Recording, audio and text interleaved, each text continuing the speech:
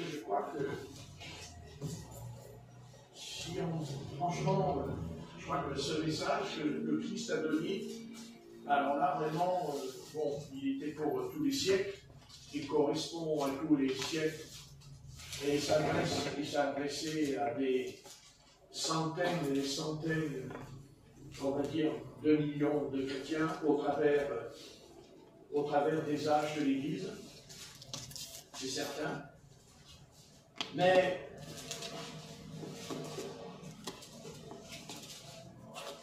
pour nous, parce que pour nous c'est différent, pour la simple raison que les chrétiens, dans les autres âges, ne se sont pas trouvés confrontés à ce que nous vivons. N'étaient pas confrontés, c'est-à-dire qu'à l'époque, à partir de la naissance de l'Église à la Pentecôte, quand le Seigneur parlait, il disait « ô homme sans intelligence ». C'est-à-dire que Jésus-Christ, au chemin de Damas, il a dit « homme ». Mais je pense que si Jésus revenait, admettons qu'il reviendrait dans le sens comme il était sur le chemin d'Emmaüs, il dirait au homme, mais il rajouterait quelque chose. Ô homme moderne. L'homme moderne. Parce que les autres hommes, dans les autres âges, dans les autres siècles, n'ont jamais été comme nous. Ni dans notre conception, ni dans le développement de l'intelligence, ni dans les habits. Parce que les habits, il ne faut pas oublier que quand un siècle est passé, il y a une chose, moi je me rappelle quand j'étais à l'école, je n'aimais pas l'école, mais j'avais une matière que ça, alors ça me plaisait. C'était l'histoire. J'aimais beaucoup l'histoire. Et j'étais petit, je me rappelle, j'étais assis sur mon banc et je regardais les livres. C'est pas, aujourd'hui, on n'a plus ces beaux livres avec ces gravures, ces dessins qu'il y avait, des tableaux qui nous faisaient rêver quand on les regardait. Parce que ça nous faisait quand même rêver quand on voyait ces dessins. Je me rappelle, il y avait Louis XIV, je me suis dit, bah dis donc, il a une drôle de tête. Après, j'ai lu, il y avait Louis XVI, une drôle de tête. Ma mère, par exemple, avait une tête d'homme. Mais ce qui me frappait, c'était les habits. Habillés. Au début, quand j'ai lu au début de l'histoire, on a commencé par Clovis. On commença par Clovis, par la Gaule, l'Empire romain, dans les dessins. Et ce qui me frappait, après il y a eu la Renaissance, il y a eu la Révolution, et à chaque fois qu'il y a un changement qui se produisait, les hommes n'étaient plus habillés pareil. Ils n'avaient plus les mêmes habits. C'est ça qui est curieux. Et je ne sais pas d'où venait cette chose. Par exemple, nous avons la guerre pendant la Première Guerre mondiale, au début de la Première Guerre mondiale, les soldats, ils étaient habillés, ils avaient la casquette rouge sur la tête. Et ils avaient du rouge sur la tunique. Alors, je ne vous dis pas, au loin, ça, les poches, là, ils te dégommaient les petits Français au loin. Et alors que eux, les Allemands, ils étaient habillés tout en marron, ils avaient le casque en fer. Nous, on ne l'avait pas encore. Alors, comme l'a dit notre général, la France est en retard d'une guerre. Remarquez ce qu'il a dit, on pourrait même en rire ce soir, parce que franchement, la France est vraiment en retard d'une guerre. Mais elle se vante de vouloir faire la guerre à une grande puissance, qui est la première puissance nucléaire. Bon, enfin bon, on ne va pas revenir là-dessus. Ce qui m'intéresse, c'est que les habits changeaient. Les habits changeaient. Après, les habits ont changé. 1950, 1960. Et dans les autres âges, d'ailleurs, ce qui est étonnant, c'est que il y a une chose qui est étonnante dans la Révolution, quand il y a eu la Révolution en 1700, quelques poussières, parce que quand on ne connaît pas trop la date, moi je dis quelques poussières pour m'en sortir intellectuellement. Donc, 1789, le dictionnaire est là. Merci. Donc, on est au clair. Mais vous voyez, dans la Révolution, il y a eu quelque chose qu'il n'y avait pas eu dans les autres changements. Dans la Révolution, quand je regardais les gravures, je dis, mais ils sont habillés d'une drôle de manière. Ils n'étaient pas habillés très clair. Ils avaient des chapeaux en couleur, ils avaient des pantalons serrés en couleur. Je me dis, que c'est ce truc, les hommes bizarres. Vous voyez? Oui, c'est vrai. Vous regarderez les jours. Et après, quand la Révolution s'est arrêtée, le temps a passé, ils se sont habillés comme il faut. Je n'ai pas compris. Regardez, vous verrez ce que je vous dis. Vous voyez? Donc les habits jouent un rôle important sur nous. Il ne faut pas croire. Et c'est très important, les habits. Plus important que vous pourriez penser. D'ailleurs, on le sait. On le sait parce que il y a un jeune homme dans l'Ancien Testament, alors là, on peut lui dire que lui, son habit, ça lui a coûté très cher. C'est Joseph. Joseph et sa fameuse tunique. Et c'est ça. 2 fois. La première fois, ça l'a envoyé dans la citerne. Et la deuxième fois, ça l'a envoyé en prison. La vie. Ce qui est frappant, c'est que les habits vont commencer à changer, de s'habiller va changer d'une manière qui n'a jamais existé dans les autres siècles. Jamais. Mais ce changement dans les habits s'est manifesté par rapport aussi quand, à partir de 1900, va s'installer dans le monde entier ce qu'on appelle l'industrie. L'industrie moderne. Construction des usines, l'apparition du train, l'apparition des avions, l'apparition des sous-marins de guerre. On n'en parle pas assez de ça. Des sous-marins de guerre. En 1900, il y avait déjà des sous-marins de guerre. Donc, c'est-à-dire que l'humanité va entrer dans ce qu'on appelle le XXe siècle. L'humanité entre dans le XXe siècle. Et c'est dans ce siècle-là que, parce qu'on aurait pu très bien faire l'industrie, mais on aurait pu se contenter de garder le tramway comme il était fait au départ, de garder le train comme il était fait au départ. Vous voyez ce que je veux dire? Mais non. Les avions, au départ, étaient une bonne chose. Ça a permis de transporter le courrier. Ça a permis de connaître ou de se déplacer plus rapidement pour aller dans une autre nation. En cela, ce n'est pas mauvais.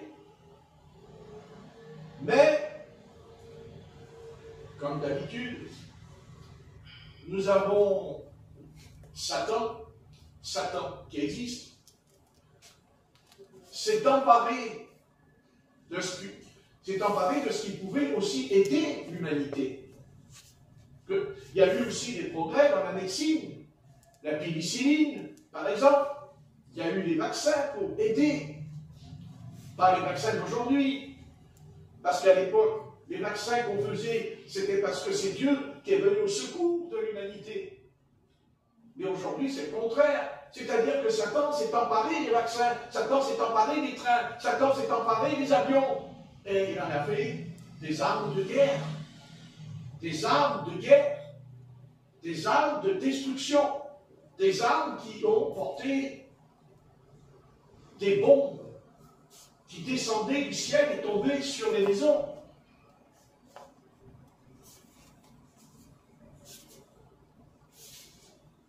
On va dire le mot évolution.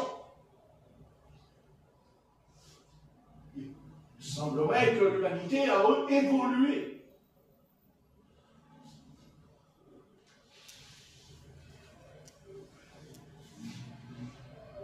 Ce que l'humanité n'a pas compris. Et de toute façon, l'humanité ne pouvait pas le comprendre. Parce que pour comprendre ce que je vais dire, faudrait-il encore, d'abord, de croire ce que dit la Bible. Car à l'époque, on s'avait pris à la Bible. On a attaqué la Bible. On l'a même enlevé, la Bible. On a tout fait pour qu'elle disparaisse, la Bible. Pourquoi? Parce que Satan est dévoilé par la Bible. C'est-à-dire que la Bible enseigne à l'humanité qu'il y a le mal et le bien. Qu'il n'y a pas que le bien, mais il n'y a pas que le mal. Il y a le mal et le bien, qui ne sont pas séparés, qui sont mélangés. Au départ, et c'est pour ça qu'on a besoin de la Bible, parce que la Bible, dès le départ, dans le livre de la Genèse, nous explique, quand on lit la Genèse, quand on lit le chapitre 1, chapitre 2 de la Genèse, personne ne pourrait dire « Ah, mais c'est beau, c'est merveilleux, il n'y avait pas d'animaux, il n'y avait pas d'arbres, il n'y avait pas d'herbe, il n'y avait pas des étoiles, il n'y avait rien. » Mais il y a là un être qui planait. Il y avait là pas seulement une force, comme ils le disent aujourd'hui, mais une personne. Une personne était là. Et la Genèse, au début de la Genèse, cette personne, c'est l'Éternel. C'est le mot qui est dit. L'Éternel. Bien sûr, il y a Dieu, on dit Dieu dit. Il y a en hébreu, Elohim, Elohim. Mais il apparaît dans la bouche de Moïse, puisque c'est Moïse qui a écrit la Genèse. Dans sa bouche apparaît l'Éternel, l'Éternel, l'Éternel. Même dans le jardin d'Éden, il dit l'Éternel descendit le soir dans le jardin, l'Éternel. Yahvé, tout à fait, Yahvé. La Genèse, le livre de la Genèse. Le livre de la Genèse n'a jamais été aussi, le livre de la Genèse, c'est ce qui rentre dans l'actualité de tous les jours, le bien et le mal. Et le bien et le mal, Dieu l'a établi en disant à l'homme l'arbre de la vie et l'arbre de la mort. Donc Dieu a voulu dire à l'humanité, certes, j'ai créé l'humanité. Dieu, il a créé, c'est Dieu. Et Dieu lui dit, oui, mais il y a quelque chose. Il y a quelque chose, parce qu'il y a déjà eu quelque chose avant que Dieu restaure la terre, car la terre existait bien avant nous, et que Dieu l'a restauré, la terre. Parce que Satan, le mal était avant que cette terre soit créée. C'est ça qu'on ne comprend pas. Le mal, comme hier, dans la rue, au cours Bessès. On peut dire tout ce qu'on veut, ce qui s'est passé. Mais il faut essayer de comprendre la racine de ce qui se passe. Et le mal, c'est quoi? Ben, le mal, c'est les ténèbres. Et les ténèbres, nous les traduisons parce qu'il n'y a que Jésus qui nous explique qui sont les ténèbres. Et les démons. C'est les démons, c'est les ténèbres.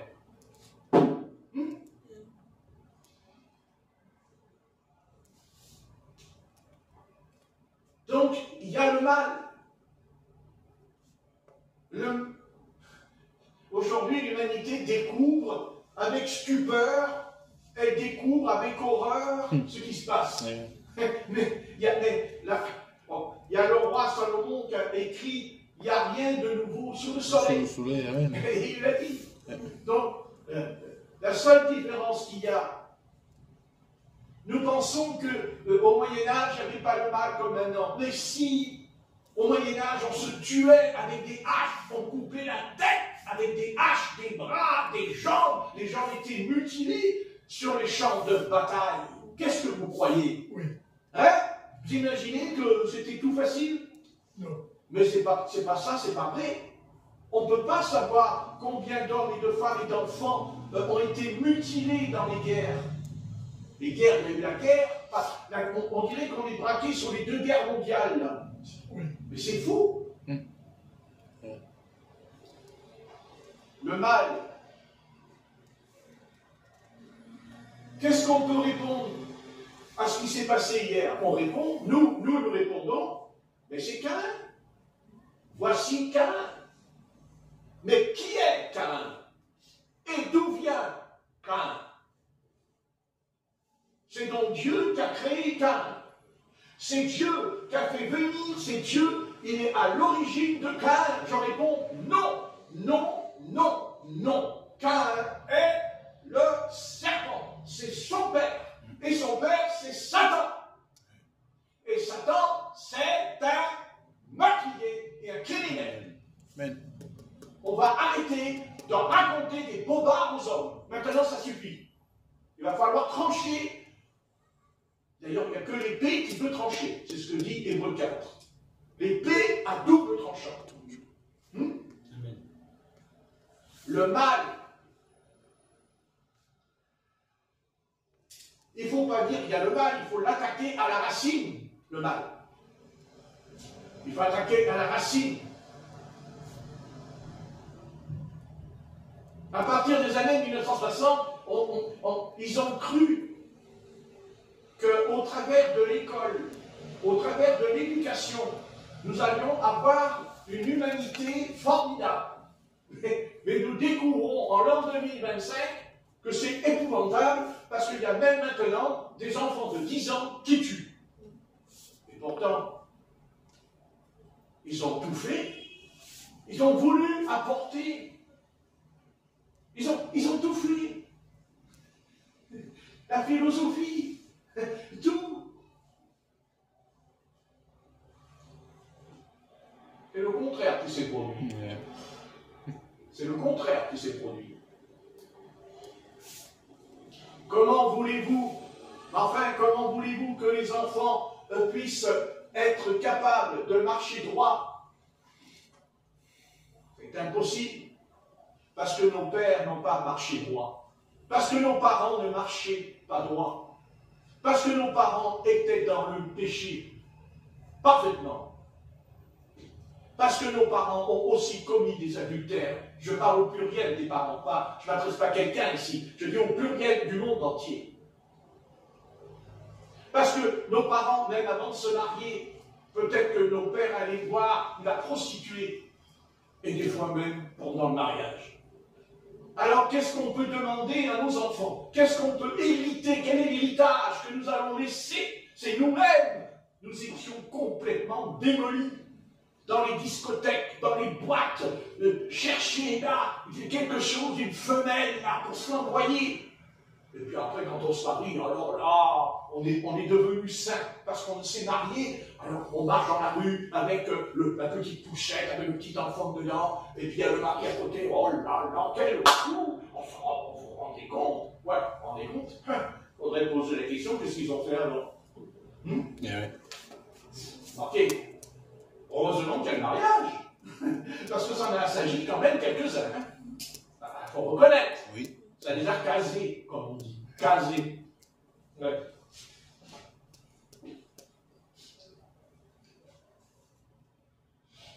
Le mal.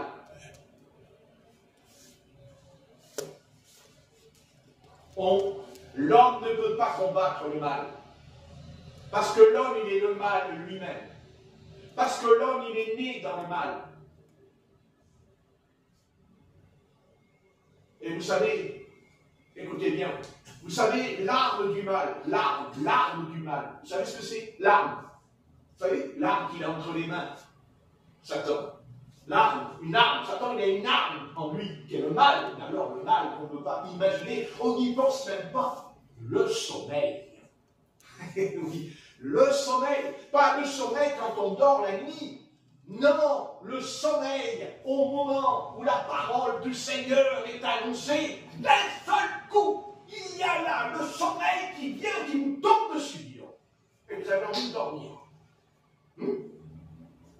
Heureusement qu'on ne dort pas dans la rue après la réunion en marchant dans la rue. Parce que vous vous rendez compte, on sort d'ici et puis on fait comme ça. Puis on descend l'escalier. Oh, dis donc, formidable. C'est curieux.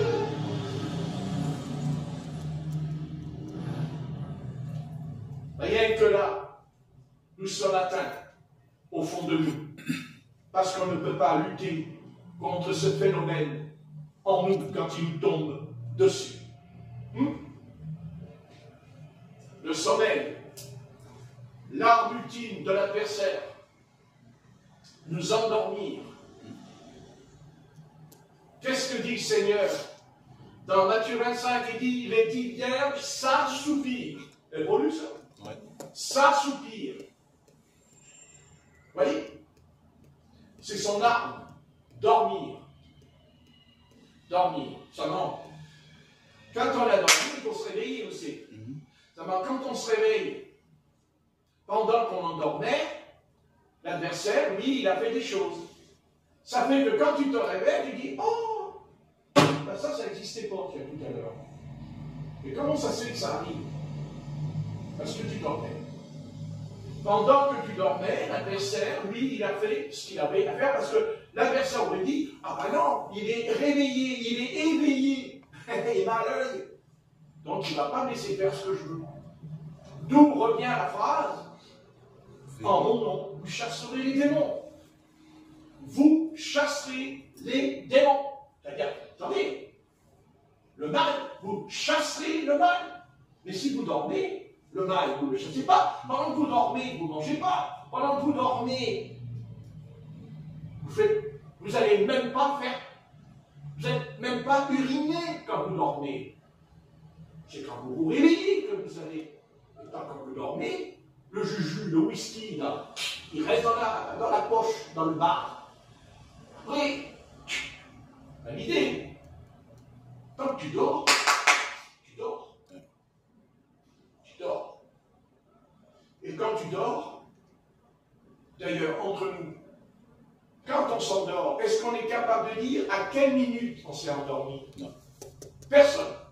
Par contre, quand tu te réveilles, là tu sais à quelle heure tu te réveilles. C'est pas quand tu t'endors. C'est pas vrai ça? Oui. Voilà. Donc l'adversaire nous endort.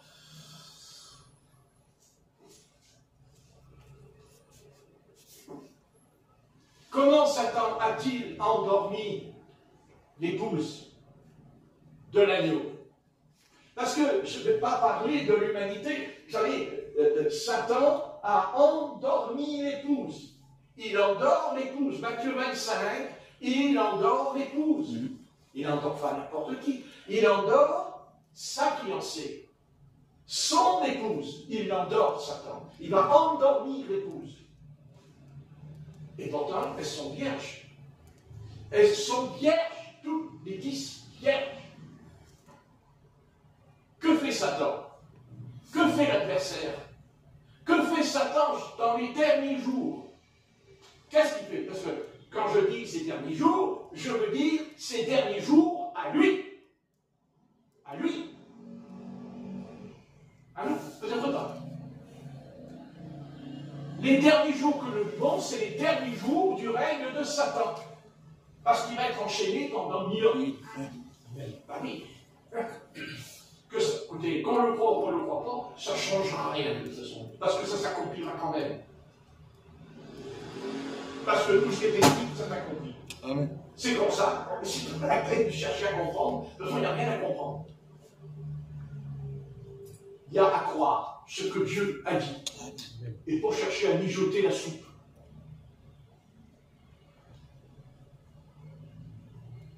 Qu'est-ce que Satan fait? Hein? Est-ce que nous avons discerné ce que Satan fait? Satan a attrapé pas des milliers de chrétiens, des millions de chrétiens. Il les a attrapés. Oui, oui. Mais vous allez dire, mais alors, tu lui donnes la victoire? Non, c'est les chrétiens qui lui donnent la victoire. C'est différent. C'est pas lui. C'est les chrétiens. C'est eux qui ont donné la victoire à l'ennemi. Aujourd'hui, dans ce qui se passe aujourd'hui, là, le résultat que nous avons là, dans le plan de l'Église du Jésus-Christ, ça, c'est pas nous seulement. Non, c'est les autres générations qui sont venues avant nous. Certes, qui ne sont pas comme nous, mais qui ont commencé à se laisser aller. À se laisser aller étape par étape. Et qu'est-ce qu'ils ont fait?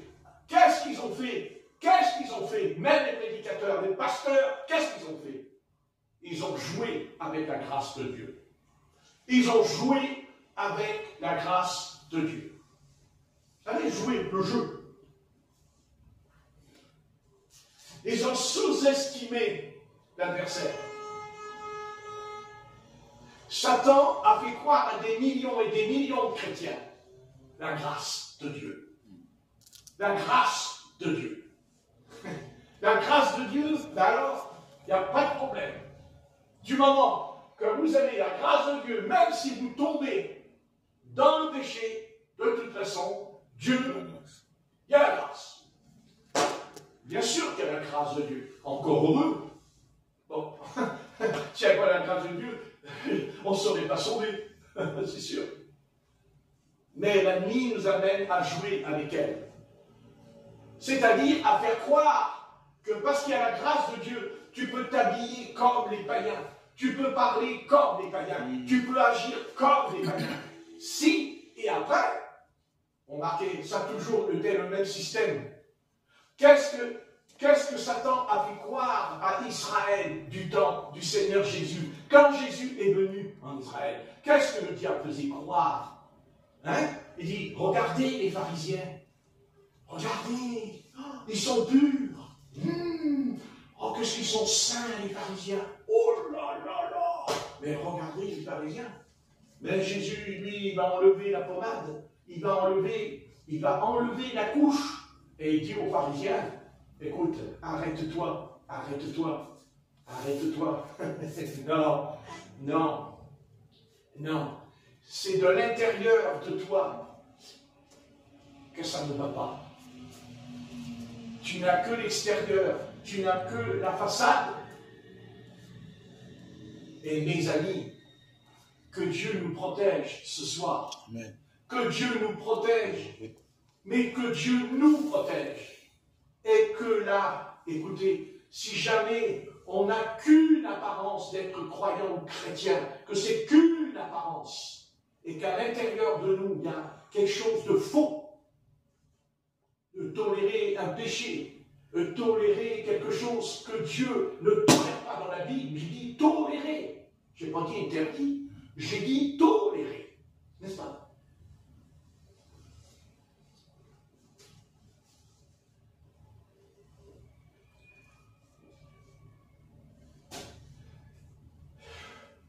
Ah, qu'est-ce que Dieu nous a avertis dans la Bible? Jamais Dieu n'a jamais fait quelque chose. Je parle au niveau du jugement, au niveau de la colère de Dieu qui s'abat dans la Bible sur l'humanité. Dieu a toujours averti l'humanité. Dieu a toujours parlé aux hommes. Dieu n'a jamais caché ce qu'il avait l'intention de faire envers les hommes. Ce sont les hommes qui ont pris ce que Dieu a dit et ils l'ont caché, un peu comme le talent. Vous savez, il l'a mis au fond de la terre, il l'a caché au fond de la terre. Même un talent de Dieu, il le prend. C'est Dieu qui lui a donné. Mais lui, il prend le talent, il le met au fond de la terre. C'est ça que nous faisons, cacher. Nous cachons des choses. Nous ne voulons pas être découverts. Nous ne voulons pas être mis tout nus. N'est-ce pas? Dieu n'a pas l'intention. Dieu ne nous dit pas, ah tu sais, tu vas commencer à dire tout ce que tu as fait cette année. Par contre, on doit prier et dire à Dieu quelque chose. Seigneur, répands sur moi un esprit de grâce. Amen. Répands sur moi un esprit de grâce. Parce que s'il n'y a pas la grâce de Dieu, c'est-à-dire, je ne vais pas me repentir. Je ne vais pas me repentir. Je ne parle pas d'une repentance intellectuelle. Je ne parle pas, je me repens. Là, voilà, j'ai fait le mal, et puis j'ai marié, Seigneur, fais-moi pardon, j'ai fait le mal. Et puis les jours après, je recommence. Non. Non. Il faut prier pour que le Saint-Esprit descende. Il faut que le Saint-Esprit descende. Pour qu'il répand en nous. Répand en nous. Que nous sommes perdus, que nous sommes condamnés à l'enfer.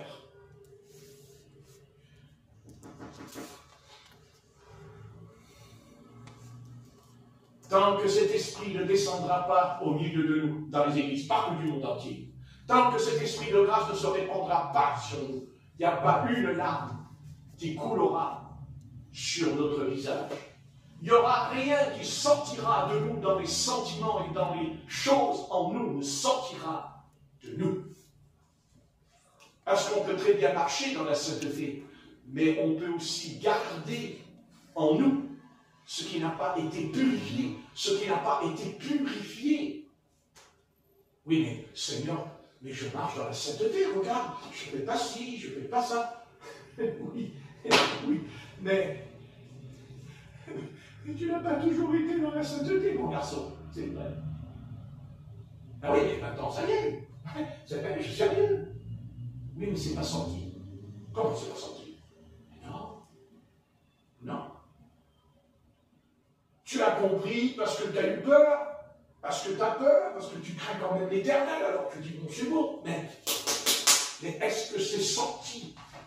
Est-ce que c'est sorti là, dedans? C'est sorti? Non.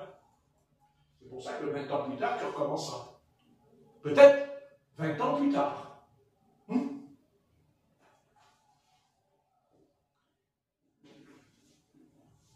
Nos réunions, les réunions des églises, c'est du vent, c'est de l'air, rien, il n'y a rien. Que l'esprit de la grâce de Dieu descend sur nous. Et je vous garantis, il n'y en a aucun ici ce soir qui va rester assis sur sa chaise. Je vous promets que ça arrive. Vous allez, même si vous ne mettez pas genoux, mais vous allez vous mettre à pleurer. Mais vous allez pleurer. Et pleurer, à vous le dire. Parce que c'est seulement là que c'est le Saint-Esprit qui est en train de faire le réveil en vous. Et c'est seulement là que ton vêtement, tes souliers, va être lavé et purifié. Parce qu'il n'y a pas d'autre solution dans le réveil. Tu te dis, mais non, je suis sérieux, moi. Non, tu n'as pas été toujours sérieux. C'est pas vrai. Tu sais très bien ce que tu as fait il y a des années en arrière. Et toi, tu dis, mais Seigneur m'a pardonné, j'ai la grâce de Dieu, c'est fini, c'est fini. Je n'ai plus, heureusement. Pas heureusement. Alors, tu seras un enfant du diable. N'empêche. Écoutez bien. Tu pourrais même prier ce soir en disant, oui Seigneur, je demande pardon de ce que j'ai fait, c'est mal. Seigneur dira, oui, mais je sais, je me l'ai répété 100 fois que c'est mal. Mais tant que ce n'est pas mon esprit, l'esprit de la grâce, qui descend, pas ça. Pas ça. Ouais. l'Esprit, quand il descend, je vous garantis qu'on ne mène pas large sur sa chaise. Vous savez qu'on ne rentrerait même pas à la maison. Eh oui, on ne rentrerait pas à la maison. Parce qu'on ne pourrait pas rentrer à la maison. Tellement. Cette chose en nous terrible qu'on aurait même du mal à croire que le Seigneur nous pardonne. Eh oui. Eh oui.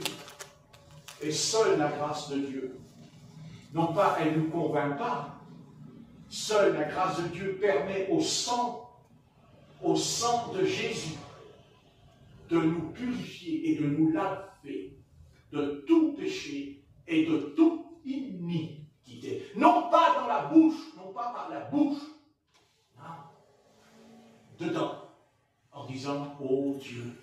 Quand David est tombé, est-ce que nous savons combien de temps il a vécu dans cet état? C'est pas écrit.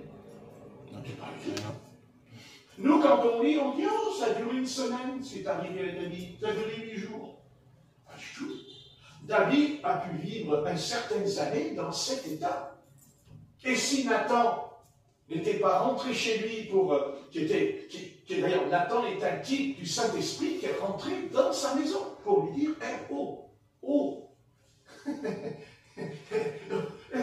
David, qui t'a établi roi? Qui t'a pris derrière le troupeau? Moi, l'Éternel. Tu es roi d'Israël. Tu crois que tout est permis? Tu crois que tout est permis jusqu'à croire que je n'ai pas vu ce que tu as fait? Que je n'ai pas vu ce que tu as commis? C'est ça que tu penses? Tu te trompes. Tu t'égares, David. Vous croyez que David ne s'est pas repenti? Non mais, vous pensez que quand David est tombé, il ne s'est pas repenti? Ah bon? Tiens, c'est curieux. Mais alors pourquoi il a jeûné 8 jours?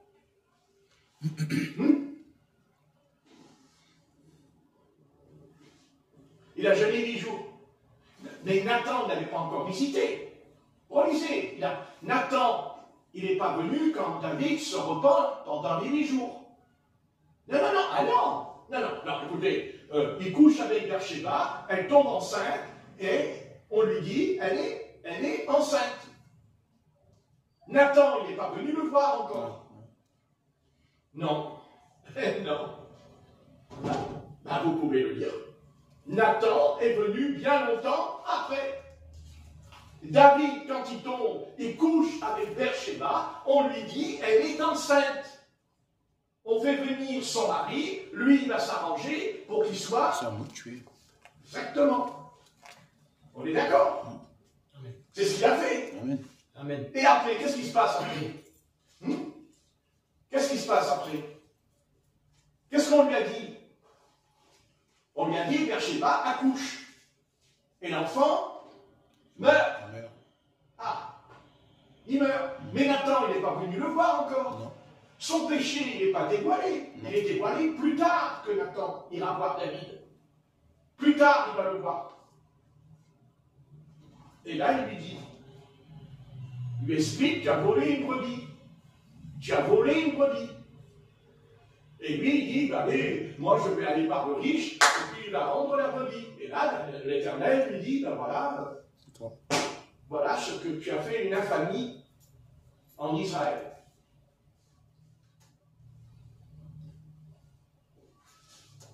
Prenez votre temps, vous avez le temps de le lire.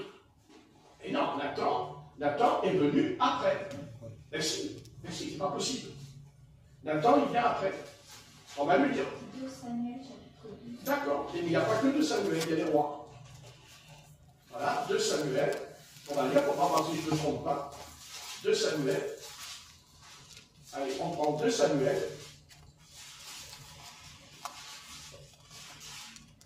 On prend 2 Samuel. Parce qu'il faut relire pour être sûr. Moi, j'accepte, hein, c'est qu'on peut se tromper. Alors, 2 Samuel. Chapitre 12.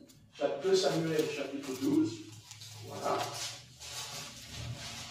2 Samuel, chapitre 12. Voilà. Ok, c'est reparti du chapitre 12. Voilà. Donc il fait tuer.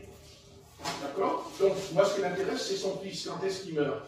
Après, à partir du verset 13. À partir du verset 13. Alors on va lire. D'accord. Donc Nathan est venu après.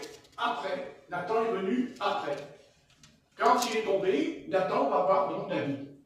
Et là, il perd son fils. D'accord. Donc il perd son fils. Donc ça n'a pas traîné. En fait, ça n'a pas traîné. Hein. Ça n'a pas traîné. Ça n'a même pas traîné un an. C'est ça. Ça n'a pas traîné un an. Dès que l'enfant est né. Dès l'enfant, voilà. C'est-à-dire que dès qu'il est tombé, enfin, dès qu'il a exécuté Uri, Nathan va le voir. Et il perd l'enfant. Donc l'enfant, puisqu'un enfant... Il est né, et Nathan arrive juste à ce moment-là. Voilà, mais donc, et un enfant, c'est un an. Hein, c'est 9 mois. Oui, c'est ça. Dans le ventre de la maman. Donc vous voyez, Dieu n'a même pas attendu un an, il l'a mis hors du chemin. Voilà. Non, mais il vaut mieux regarder parce qu'après c'est une erreur. Donc c'est très bien. Donc maintenant nous ne pouvons pas dire c'est 10 ans, c'est 20 ans, c'est déjà on va dire 9 mois après, Nathan se présente, 9 mois après, puisqu'il n'est pas né encore. Il est né. Ah, il est né. Ah. Il vient de naître. Il vient de naître. Enfin, ça fait un an, quoi. Voilà, à peu près plus, peut-être un an et demi, ça n'a pas traîné. Bon, donc David, de toute façon, il ne passe pas au travers, on est d'accord? Voilà, il ne passe pas au travers, et Dieu lui dit, maintenant, il faut que la chose soit réglée. Il faut que la chose se règle. Car il était hors de question pour Nathan d'avoir, il ne voulait pas, Nathan, que David ait les apparences d'être un berger. Il ne fallait pas qu'il soit seulement un berger. Il fallait qu'il soit un vrai berger. Parce que le problème dans l'intervention de Nathan, c'était le problème d'être berger. Car la Bible dit que David est un berger. Hein? C'est ça. Vous comprenez? Parce qu'en Israël, je pense que ce que David a fait, il n'y avait pas que lui qui le faisait. Parce qu'on croirait qu'il n'y a que David qui a fait ça. Non. Il y avait des milliers d'enfants d'Israël, voilà, qui faisaient ce genre de choses, ça, il n'y a pas de doute. Mais David, c'est différent. C'est un berger. Parce que Dieu lui a dit que j'étais pris derrière le troupeau. Vous voyez, c'est un berger. Et un berger, qu'est-ce qu'il doit faire? Il ne va pas faire du mal aux brebis. Hein? Il doit faire que du bien aux brebis. Amen. Donc il n'y a pas de problème. Nathan, oui, non, mais c'est très bien parce que je n'aurais pas dit, je n'aurais pas vu. Oui, c'est bien, mais c'est bien. Au contraire, moi ça m'arrange. Vous savez pourquoi? Parce que je vois qu'avec Dieu, il n'y a rien qui traîne. Voilà, ça ne traîne pas avec Dieu. Parce que ça aurait pu traîner. Ça aurait pu traîner pendant 10 ans, pendant 20 ans, ça aurait été caché au royaume d'Israël. Personne ne l'aurait su pendant des années. Ou peut-être même, des fois, on peut le savoir après la mort de la personne. Non, Dieu n'a pas attendu. Il a dit, c'est bon. C'est bon. Parce que si Dieu l'avait laissé dans cet état, ça aurait été pire. Ça aurait été pire parce qu'il aurait, quand on expliquait, il aurait vécu comme un hypocrite. Il aurait été un hypocrite. Vous comprenez? Si par exemple tu dis tu crois au Seigneur et puis après tu voles, tu voles. Puis tu viens là, tu dis oui, alléluia, gloire à Dieu, merci Seigneur, je t'aime, puis après tu voles. Ben, tu es un hypocrite, puisque tu es un voleur. C'est ça le danger, c'est d'être hypocrite. Nous pensons que être hypocrite, c'est parce qu'on a parlé de quelqu'un derrière son dos. Mais c'est pas ça. Être hypocrite, pour Dieu, pour la Bible, c'est ce que Jésus dirait aux pharisiens, hypocrite, il leur a dit. Ce n'était pas en rapport à ce qu'ils avaient dit du mal derrière quelqu'un, puisqu'il leur dit, vous payez la dîme, ceci, cela. Donc c'est une affaire de religion, quand Jésus les reprend. Et il leur a dit, hypocrite. C'est-à-dire que quand on veut montrer aux hommes qu'on a une apparence des choses de Dieu en nous, devant tout le monde, et qu'on ne le dit pas, on est hypocrite. Le Seigneur nous dit, tu es un hypocrite. C'est terrible, hein? Et pourquoi? Pourquoi le Christ il dénonce l'hypocrisie? Parce que c'est un poison. Parce que c'est un poison, c'est quelque chose de pourri en nous. Vous voyez? Et malheureusement, l'humanité est dans cet état. Vous voyez? Il ne s'agit pas de dire, je suis rempli d'hypocrisie. C'est ton état, être dans cet état d'esprit.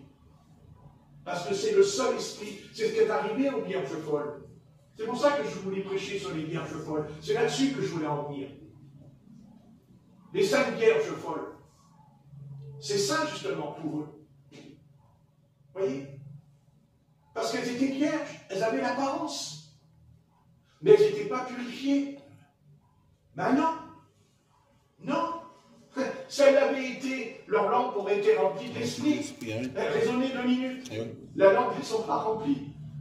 Il n'y a que les vierges sages qui ont rempli la lampe d'huile. Mais pas les folles. Mais elles ont la lampe. Je veux dire, elles ont une lampe. C'est pas qu'elles ne sont pas du Seigneur. C'est simplement qu'elles avaient une apparence. Vous voyez? Et cette apparence-là les a trompées. Cette apparence-là les a endormis. Je n'ai pas dit que les vierges sages n'étaient pas endormies. Mais quand elles se réveillent, elles avaient de l'huile dans la lampe. C'est-à-dire que leur état était vrai. Leur état était... Comment? C'était vrai. Qu'elles étaient quoi? Mais qu'elles étaient vierges. Tandis que les 5 autres, elles ne l'étaient pas.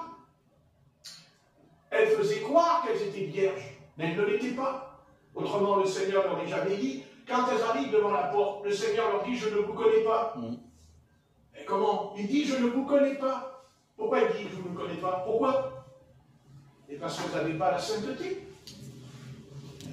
Et quand il dit, allez chez les marchands, achetez de l'huile. C'était pourquoi? Mais c'est parce qu'elles n'avaient pas la vie. Elles n'avaient pas la vie, elles n'avaient pas le vêtement. Les vierges sages, elles rentrent dans la salle de noces parce qu'elles sont habillées, parce qu'elles ont le vêtement blanc.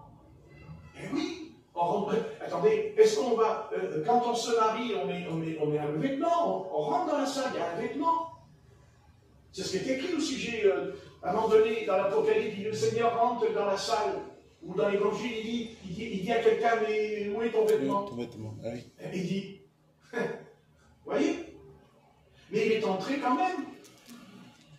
Mais il entre, mais il ressort aussi vite. Donc c'est un hypocrite qui était assis à table. Il était assis avec tous ceux qui étaient là, mais il était hypocrite à table. Et cette hypocrisie-là, eh bien, c'est qu'il voulait, il croyait, il faisait croire. Et donc il faisait croire à son monde qu'il était saint. Et il ne l'était pas, parce qu'il ne le vivait pas. Mais on avait toutes les apparences.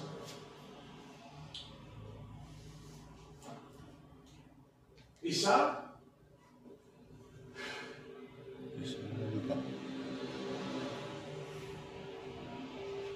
là, ça, c'est le dernier jugement. Parce que, avant que Dieu détruise l'humanité, il y a eu le jugement. Noé. Et quand il y a le jugement avec Noé, la Bible dit que la porte de l'arche, le Seigneur ferme la porte de l'arche. La porte est fermée. Ils ne peuvent plus rentrer dans l'arche. Vous comprenez? Mais ça, c'est arrivé quand il y a eu le jugement.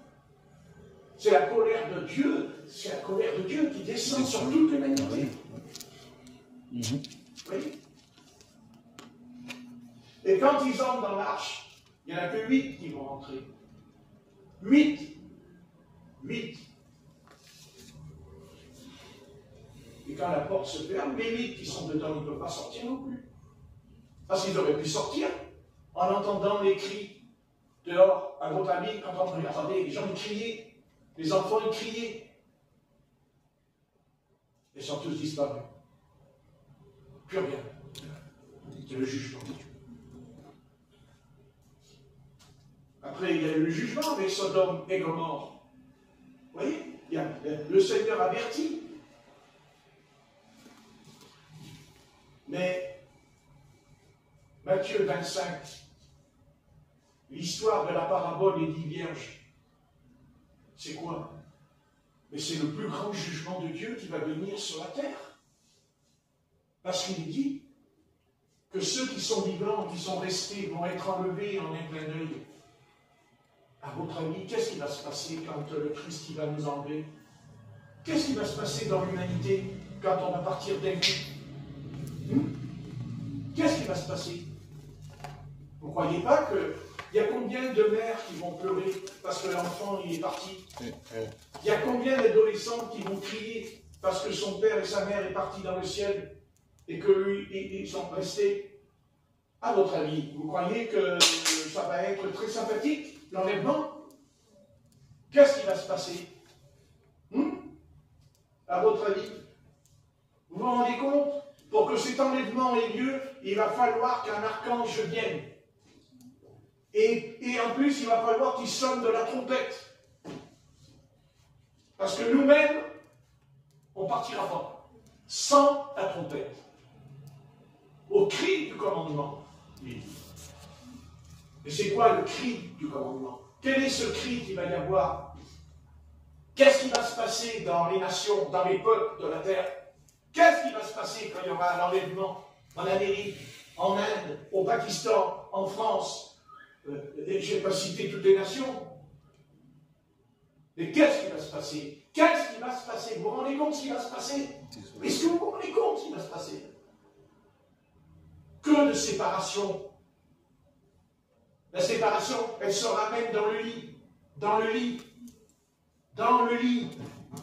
L'un sera pris, l'autre sera laissé. Dans le lit. Ça veut dire le couple. Le couple qui est marié. Peut-être sa femme, elle s'en va, lui, il s'en va pas. Quand il se réveillera, elle ne sera plus là. Ça, c'est le jugement de Dieu qui descend. Et c'est le plus grand des jugements qui va venir. C'est le plus terrible des jugements. Parce que ce qui va arriver, ça débouche sur quoi? La porte de la grâce est fermée. La porte de la grâce est fermée pour les nations. Et la grâce, elle va aller vers Israël pour sauver les 144 000. Pour que le royaume de Dieu descende et soit installé à Jérusalem. Voilà, c'est ça qui va arriver. Quand on dit la guerre, mais c'est rien ça. Je n'ai pas dit que c'est pas rien, mais c'est rien. Mais c'est rien la guerre. Oui, on va le dire. Il y a toujours eu les guerres. Il y a la famine. Il y a toujours eu les famines. Il y a toujours eu les épidémies. Mais pas l'enlèvement. Pas l'enlèvement. Pas l'enlèvement d'êtres humains qui vont partir en un clin d'œil. Ça n'a jamais existé dans l'histoire de l'humanité tout entière. Ça, c'est un événement terrible qui va venir. Et ce qui est plus terrible, Seigneur, j'espère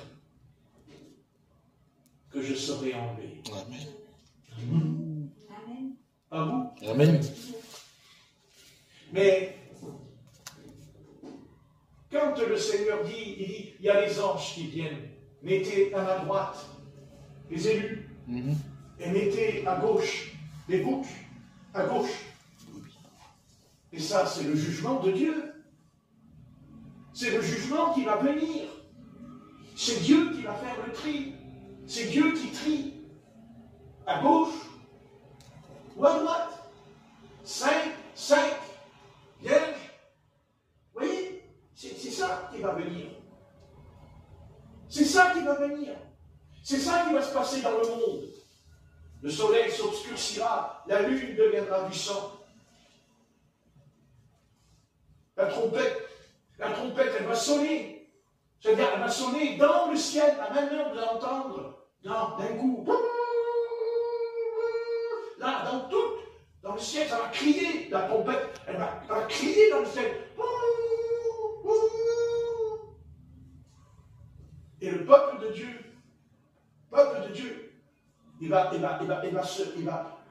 comment, les vierges folles, les vierges sages, elles se réveillent ensemble. C'est le peuple de Dieu, ensemble. Et à un moment donné, à gauche, à droite, À droite? À gauche?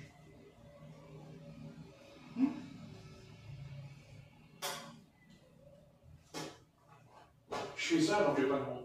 Oh, l'hypocrite. Non, mais... Non, parce que... Vous savez, j'ai fait ça, je savais très bien que je n'avais pas la montre, hein, je savais, mais j'ai fait ça parce que je voulais atténuer quelqu'un comme quoi je vais arrêter. Tant que j'ai pas la montre. Si c'est pas être hypocrite, il faut me le dire. Ah, vous savez, je prêche, mais je sais aussi en moi des choses. Vous savez, je sais des choses en moi. D'accord, hein, parce que, alors que je sais très bien que je ne l'ai pas. Hein. Mais je voulais atténuer. Je voulais... Non, mais je fais ça pour dire, bon, ben, voilà, ne vous inquiétez pas, je vais arrêter. Et comment je peux savoir quelle heure il est, puisque je n'ai pas la montre, mais je sais que je n'ai pas la montre. Alors pourquoi j'ai fait ce geste? Ben voilà. Vous voyez? Parce qu'en fait, tu peux continuer. Parce qu'en fait, tu veux continuer. Peut-être.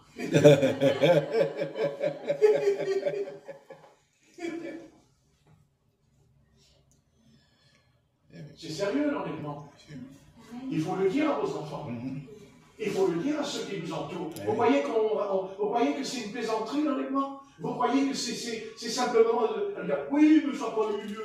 Ah ouais, ben, ça n'a pas eu lieu, mais il n'est pas dit que ça n'aura pas lieu. Et c'est ça qu'il faut faire attention. Car vous ne connaissez ni le jour ni l'heure. Voilà, c'est ça la question. Vous ne connaissez ni le jour ni l'heure. L'enlèvement, c'est pas une partie. L'enlèvement, c'est pas aller, regarde, on s'en va, puis ça y est, tout en douceur. Il n'y a rien. Il ne va rien se passer. Non, tout va. Non, non, non. Le soir, tout va bien aller sur la terre. Oh non. Vous savez, je ne veux pas avoir de mauvaises pensées, mais si jamais s'il y a un élu qui est en train de conduire l'avion, je ne sais pas où l'avion il va aller entre nous. Hein. Ah oui. Ah oui, il a enlevé, il va où l'avion? Là-haut. Le train, il va où? La voiture, elle va où? Oh. Si, c'est la réalité, c'est écrit. Dans les champs. Eh oui, mais bien sûr, dans un champ, bien sûr. Et ce sera un jugement terrible. Terrible. Oh, vous savez ce qui est terrible? Mais c'est parce que c'est vos proches. C'est-à-dire que ce n'est pas terrible pour vous. Au contraire, vous, ce sera le plus beau jour. C'est énorme ce qui va vous arriver. C'est la récompense de ceux qui ont persévéré le vie du Seigneur. Mais pour ceux qui vont rester, les païens, eux, ils vont crier. Qu'est-ce que vous croyez? Dans une famille païenne, il y a quelqu'un des fois qui est converti, qui est le Seigneur. Et bien, ça va aller, mais qu'est-ce qu'il fait, vous? Attendez, vous êtes marié, ton mari il s'en va, toi tu t'en vas pas? Qu'est-ce qui va se passer? Qu'est-ce qui va se passer? Qu'est-ce qui va se passer en toi? Désolation. Si ton mari meurt ce soir, tu vas au cimetière, tu rigoles? Ah oui, tu rigoles. Ton mari il est mort, c'est rigolo. Mais ce jour-là, ce sera pire, parce que le corps, tu ne l'auras pas. Car c'était reconnu en criminalité que quand quelqu'un a été tué, on cherche toujours le corps, parce que ça soulage. C'est ça. Ça soulage, il paraît. Il y en a qui font le deuil et tout ça. Il y en a qui vont faire le deuil. Ils peuvent faire le deuil. Mais là, il n'y aura pas de deuil, hein, Non. puisqu'on est parti. Pas mort. Et non. Mais est-ce que vous vous rendez compte ce qui va se passer aux informations? Mais aux informations, qu'est-ce qui va se passer? Autant quand on vous parle d'un attentat, vous dites, oh là là, l'attentat. Mais là, ce sera mondial. Ce sera mondial, dans le monde entier, même dans les îles. N'importe où. Et ceux qui sont en prison? Et ceux qui sont en prison? Bien sûr, bien sûr. C'est ça, Matthieu 25. Ben voilà. Peut-être qu'on n'a pas vu comme ce soir, parce que ce n'était pas l'heure. Parce que les événements n'étaient pas là comme ce soir, là, que nous vivons en ce moment. Et là, Dieu nous avertit en nous expliquant certaines choses. D'ailleurs, c'est grâce aux événements que ça a un effet sur nous. Parce que peut-être qu'il n'y aurait pas tous ces événements, ça n'aurait aucun effet. Parce que nous sommes branchés sur la guerre. Parce qu'on parle que de ça, la guerre. Mais on ne parle pas d'enlèvement. On ne parle pas des conséquences de l'enlèvement. On ne parle pas de ce que c'est que la colère de l'Éternel qui va venir. La colère de Dieu va venir. Et la colère de Dieu qui va venir, ce n'est rien par rapport à ce qui s'est passé avec Noé, avec Abraham. Ça n'a rien à voir, ça n'a jamais existé, à part, ça a existé, mais c'est simplement, il y a eu Enoch et Élie. 2 seulement. Ouais. Voilà, 2. Et encore, ils savaient où ils étaient, parce que si c'est écrit, c'est qu'ils comprenaient, c'était Israël. Ils connaissaient. Quand ils ont dit à Élie, ton maître a été enlevé, déposé sur une montagne, ils avaient la connaissance, c'était juifs. Mais pas les païens, pas le monde. Pas le monde. Ça n'a rien à voir. Et puis là, ce sera des centaines de millions. Et puis le bouleversement qu'il y aura aussi dans l'au-delà, puisqu'il y a aussi les morts en Christ, ils ressusciteront, pas tous. Tous ceux qui sont morts en Christ ne sont pas tous l'épouses. Ah, il faut faire attention, là aussi. Eh oui, bien sûr. Ça ne veut pas dire qu'ils ne sont pas sauvés. Mais ils n'entreront pas dans la salle des noces. Ils ne vont pas aux noces de l'agneau. Au banquet, c'est un banquet, un royaume, dedans. C'est réservé qu'à l'épouse. Qu'à l'épouse. L'épouse de l'agneau. L'époux et l'époux sont un. Vous comprenez? Eh oui. Eh bien, que ça nous donne le feu. Ouais. Parce qu'il faut le feu. Le feu. Il faut qu'on ait le feu en nous. Quand on en parle, quand on parle de ça, il faut qu'on ait le feu, les langues de feu en nous. Il faut qu'il y ait le feu dans le mot, dans les phrases, il y a le feu qui sort quand on parle. Ah oui. Parce qu'il y a le sang du Seigneur qui purifie. Et le feu, lui, il consume. C'est-à-dire que quand on purifiait l'autel existe toujours. Mais il fallait le feu qui descende sur l'animal. Il fallait qu'il soit consumé. Autrement, si l'animal reste sur l'autel, ça veut dire que le péché était toujours sur l'autel, le péché. Non, il fallait que le péché soit consumé. C'est pour ça qu'il y a les langues de feu. Et quand ils reçoivent le baptême de l'Esprit, ils parlaient en d'autres langues. Il dit des langues de feu apparurent séparées, et se posèrent sur chacun d'eux. Sur toi, sur toi, sur toi, c'est une langue de feu. Moi, je reçois une portion de l'Esprit, toi, tu reçois une portion. C'est-à-dire que ta langue, tu reçois une partie de la colonne de feu, et tu reçois ta langue de feu. Moi, je reçois ma langue de feu. Vous comprenez? C'est pour ça qu'il dit, les 10 vierges préparèrent leur langue. Vous voyez, les langues. Mais s'il n'y a pas de l'huile, il n'y a pas de lumière. Il n'y a pas de feu. Car il ne s'agit pas d'avoir de la lumière. Parce que la lumière, on peut en avoir de la lumière. Mais c'est un langue. Le feu. Seul le feu. La Bible dit, la colonne de feu les conduisait et les éclairait la nuit. Et la colonne de nuée le jour. C'est ce que je veux dire? Pour les éclairer. Et surtout, pour qu'ils aillent ni à gauche, ni à droite. Oui. Parce qu'il dit qu'il suivait la colonne, qui était Yahvé. C'était Yahvé, c'était je suis celui qui est apparu à Moïse dans le buisson ardent, dont le buisson était tout en feu. Tout en feu. C'était l'Éternel. C'était l'Éternel qui était là.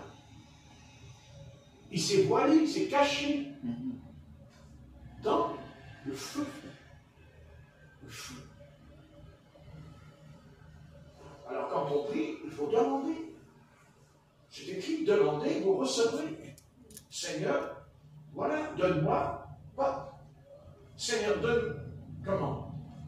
Que quand tu me donnes ton esprit,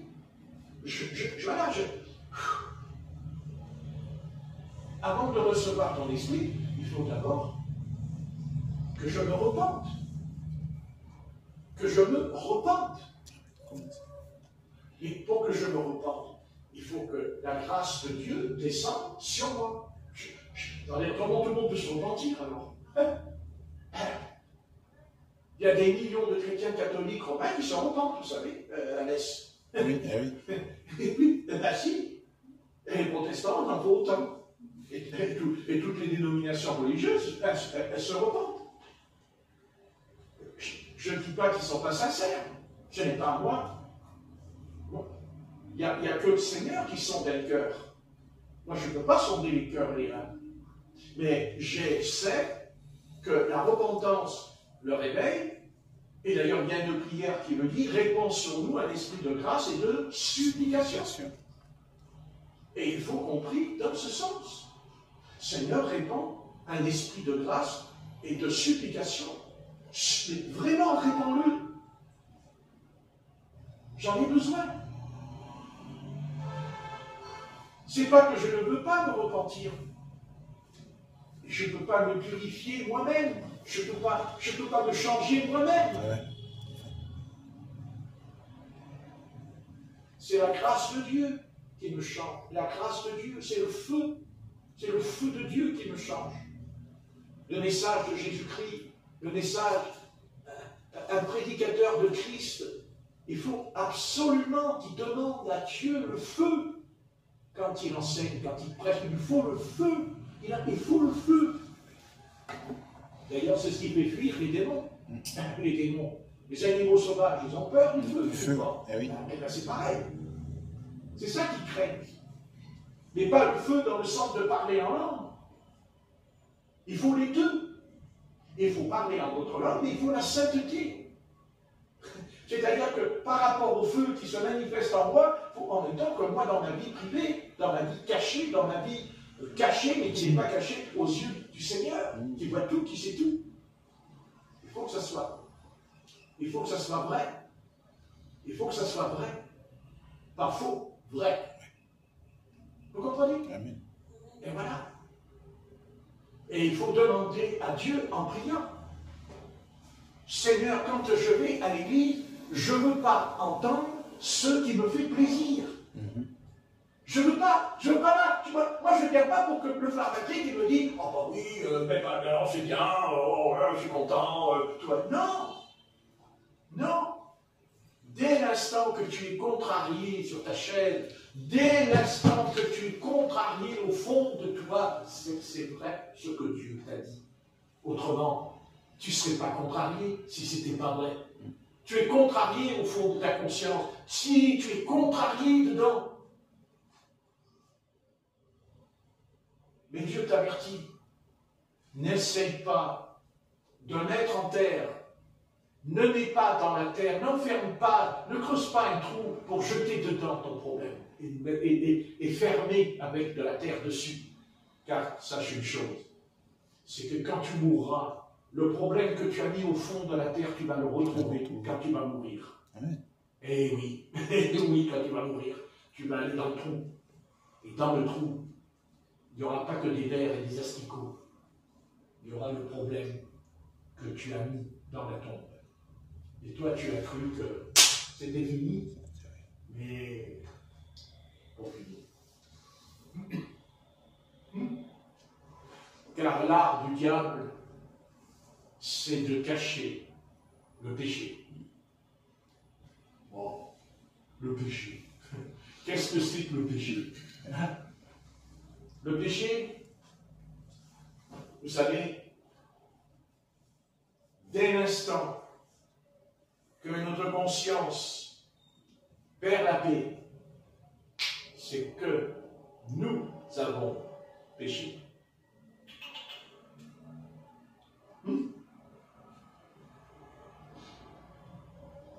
La paix, la conscience, le péché, le pardon, tout ça, ça va ensemble. Ensemble. Amen. Ça s'appelle la Sainte Doctrine Apostolique. Ça s'appelle la Sainte Doctrine Apostolique.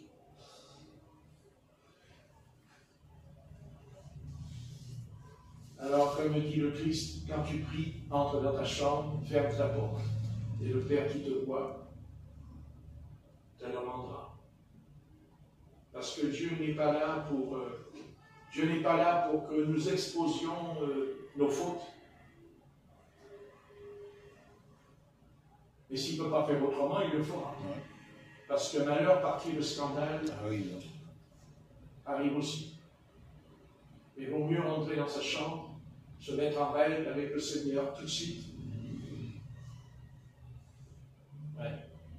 Et ne pas attendre des années, ou essayer d'oublier, de faire comme s'il n'y a rien eu, qui est passé au travers. C'est pas comme ça que ça se passe. En tout cas, pas avec Dieu. Jamais. Jamais. Ah, jamais. Dieu peut oublier, mais il n'oublie rien. Dieu n'oublie jamais. Croyez-moi. Et vous savez, Dieu, il peut nous laisser tranquilles pendant 20 ans, pendant 30 ans. Et nous, on dit, c'est bon. Et un jour, tac. Oh. Ah oui. Parce que ce problème n'a pas été réglé. C'est-à-dire que la confession n'a pas été sincère dans ta chambre. Confesser n'est pas sincère. Pas vrai.